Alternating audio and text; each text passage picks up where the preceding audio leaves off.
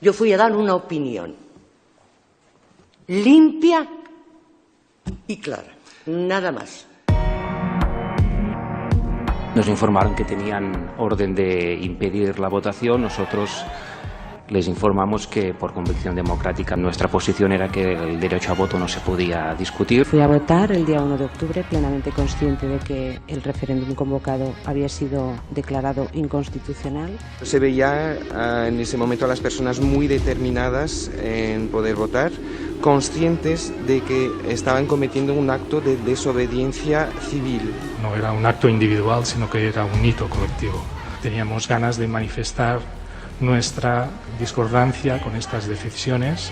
Pidieron por algún responsable. Al unísono y espontáneamente los vecinos respondimos al responsable som tots. Era un acto de desobediencia civil, era algo que teníamos que hacer, una protesta, queríamos ejercer nuestro derecho de expresión. Se había roto el pacto territorial y por eso nosotros apelamos también a la ciudadanía a hacer acciones de desobediencia civil. La ciudadanía, creo que sin saberlo, protagonizó el acto de desobediencia civil más importante que al menos que yo he visto en mi vida.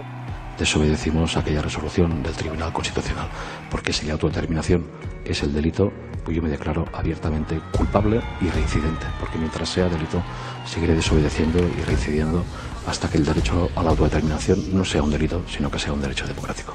La parte bonita de todo esto es que 2.300.000 personas en un rincón de Europa, con toda la ola de xenofobia, de racismo que hay, se solidarizan los unos con los otros, se organizan de manera transversal de abajo hacia arriba para participar de un referéndum, una cosa tan poco delictiva como un referéndum. Es que posiblemente lo que tendríamos que estar orgullosos todos los ciudadanos de España es de que el 1 de octubre es el ejercicio más grande de desobediencia civil que ha habido en Europa.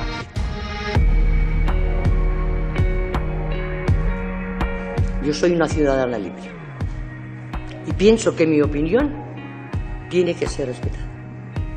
Porque si no hay opinión de los ciudadanos, díganme ustedes a dónde vamos.